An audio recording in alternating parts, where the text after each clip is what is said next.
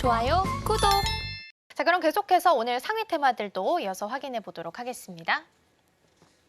네, 첫 번째는 게임과 엔터 같이 준비를 했습니다. 일단 연말을 맞이해서 놀자주가 좀 반등을 좀 시도를 하는 모습 보이고 있습니다. 특히 이쪽은 저가 매력도도 있는 부분이었는데 사실 최근 들어서 좀 많이 올라온 감도 있기는 합니다. 관세 무풍지대이기 때문에 이쪽에서는 조금 더 추가적인 상승 여력이 있을지 살펴보도록 하겠고요. 두 번째 열어보겠습니다. 두 번째는 AI 소프트웨어입니다. 우리 앞서서 대표님께서도 말씀해 주신 것처럼 분명히 하드웨어에서 소프트웨어로 이 수급이나 힘은 좀 이동한 것으로 확인이 되고 있습니다. 오늘도 외국인은 네이버를 그리고 기관은 카카오를 담아가면서 AI 소프트웨어에 대한 긍정적인 시각은 여전히 남아있는 것 같고요. 세 번째도 이어서 열어보겠습니다. 자, 세 번째는 자율주행이고요. 어제에 이어서 오늘도 추가적인 상승 이어갑니다. 테슬라 쪽에서 FSD 버전 13버전 새롭게 이제 일부 고객들에게 공개를 했다라는 소식이 좀 전해지게 됐습니다. 여전히 레벨 2라서 운전자 개입은 필요한 단계인데요. 그나마 좀 혁신적인 부분이 있다라고 한다면 P2P라는 방식입니다. 파킹 투 파킹이라서 주차하면서부터 운전하고 다시 돌아오는 그 순간까지 같이 자율주행이 가능하다라는 특징 가지고 있습니다. 오늘 퓨런티어도 강하게 추가적인 상승 이어가고 있습니다. 자, 세 가지 테마 살펴봤고요. 대표님 이 중에서는 어떤 테마를 좀 보면 좋을까요?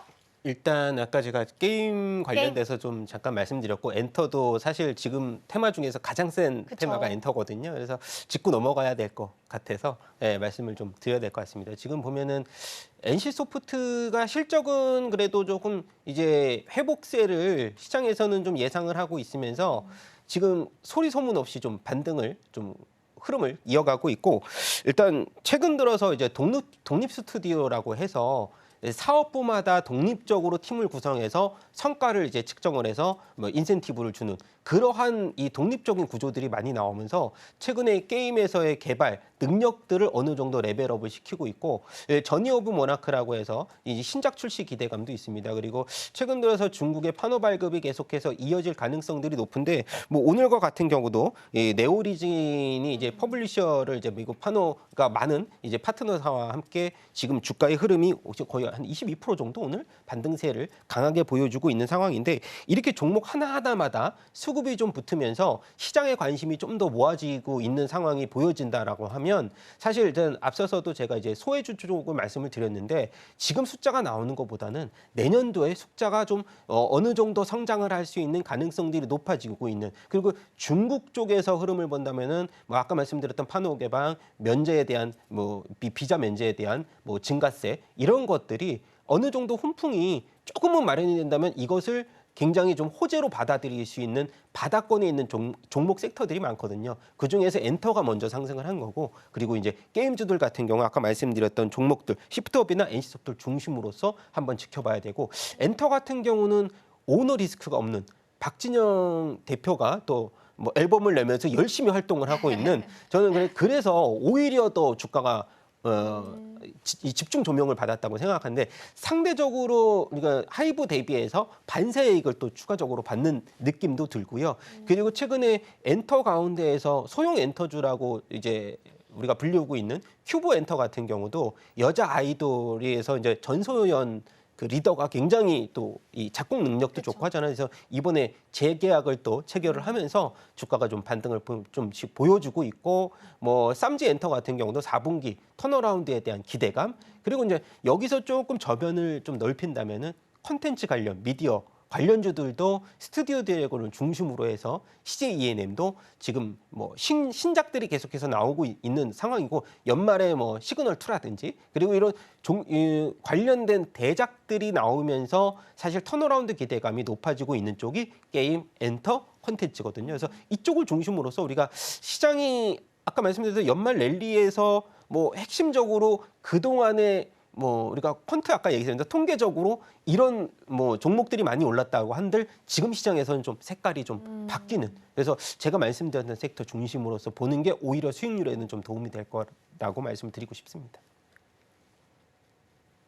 네, 연말에 이제 뭐 게임이나 엔터 같은 놀자주들이 좀 강세를 보입니다. 특히 뭐 겨울방학도 있고 하다 보니까 엔터 쪽에서 보면 콘서트나 이런 것들이 많아서 겨울 쪽에서는 좀 시세를 내는 경우가 많이 있는데 그러면 이걸 좀 확장을 시켜서 연말 하면 또 이제 블랙 프라이데이도 지나긴 했지만 소비 시즌도 있어서 화장품이랑 좀 연결을 해볼게요. 오늘 지금 보니까 화장품도 강세를 보이면서 테마를 좀 이루고 있긴 하거든요. 사실 어떻게 보면 연말 소비 시즌이라서 기대가 되긴 합니다만 실적이 부담이 되는 종목들이 많이 있어서 사실 자기가 냈던 실적을 또 이겨내야 되는 종목들이 많이 있잖아요. 그래서 실적 악화를 이번에는 좀 이겨내면서 좀 추가 상승도 할 수 있을지도 궁금하거든요. 일단 화장품주들 같은 경우는 사실 저가 가성비를 중심으로 올라왔다고 해도 과언이 아닌데 지금은 우리 국내 투자자들이 오히려 중국 쪽의 저가 상품을 중심으로 해서 직구를 보여주고 있고 반대로 그래서 중국 직구에 대해서 아마 5년 전에 이제 직구 이제 통계보다 이제 작년 기준으로 봐도 한 5배 정도 증가하고 있대요. 그러면 이 화장품주들 같은 경우는 고도의 기술력을 필요로 하는 것은 사실은 아니거든요. 그래서 어느 정도의 가성비와 어느 정도의 효과와 이런 것들을 중심으로 올랐기 때문에 저는 화장품주 쪽보다는 미용 관련 뭐 의료기기 중심 이쪽의 국내의 기술력들이 좀 더 진입장벽이 높다라는 쪽으로 말씀드렸을 때는 화장품주는 단기적인 반등 시에는 아까 말씀드린 바이앤홀드 쪽보다는 대형주 중심으로 근데 가장 사실 안타까운 거는 지금은 아모레퍼시픽을 중심으로 해서 실적이 좀 좋아졌잖아요. 3분기 때 코스RX가 이제 재편이 되면서 효과가 나왔다는 거죠. 그래서 본질적인 가치가 좋아졌다기보다는 근데 일단 그 시장을 중심으로 작년에 이제 CNC 엔터라든가 올해 같은 경우는 실리콘투가 시장을 이끌었다면 차트가 다 같이 깨졌어요. 근데 실리콘투 같은 경우는 실적의 로스가 크지 않음에도 불구하고 하루 만에 뭐 20% 이상이 일단 훼손되는 주가 흐름 보였기 때문에 저는 화장품주 쪽은 사실 좀 중립적인 의견을 뭐 올해까지는 드려야 될 것 같은데 어느 정도의 뭐 그 실적으로 아니면 이제 수출에 대한 데이터를 체크해 봤을 때 월등하게 높아진다거나 그러지 않는 이상은 당분간의 수급이 들어올 만한 수준은 일단 넘어섰다. 저는 그렇게 좀 냉정하게 단정짓고 싶습니다. 네, 어떻게 보면 화장품은 일단 중립적인 의견을 주셨습니다. 근데 대표님 한은에서 일단 깜짝 금리 인하 했을 때 내수 살리려고 했다라는 이야기 했잖아요. 네. 그러면 사실 그 내수주 안에 뭐 화장품, 유통 뭐 좀 더 보면은 요즘 수출주 같긴 합니다만 음식료까지 같이 포함이 될 수 있을 텐데 네. 그럼에도 불구하고 화장품은 중립 의견일까요?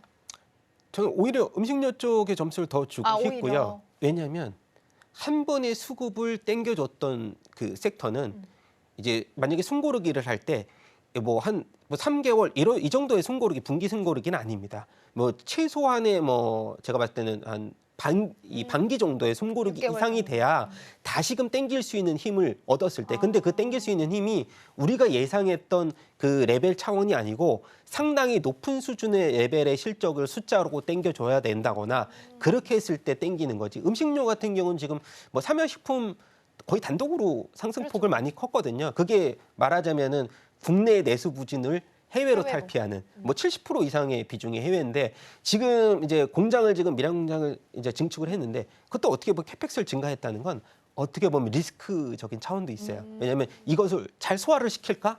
왜냐면 공급 과잉 이슈가 나오진 않으니까 그래서 저는 그렇게 봤을 때는 음식료 쪽에서는 삼양식품도 삼양식품이지만 최근에 초코송이를 중심으로 매출을 늘리고 있는 오리온도 굉장히 많은 또 주가 반등이 나올 수가 있을 가능성들도 있고 그래서 저점에서 본다면 오히려 아까 말씀드렸던 뭐 오히려 오리온이라든가 농심 이런 쪽을 중심으로 해서 바닥권에서 상승 신호가 한 연속적으로 일정 정도 왔을 때 그때를 조금 더 우리가 뭐 타이밍을 좀 보자. 그렇게 좀 저는 음식료 업종에서는 조금 더 플러스 점수를 주고 싶다. 이제 아까 말씀드렸던 이 내수 증진의 차원으로 본다면 예.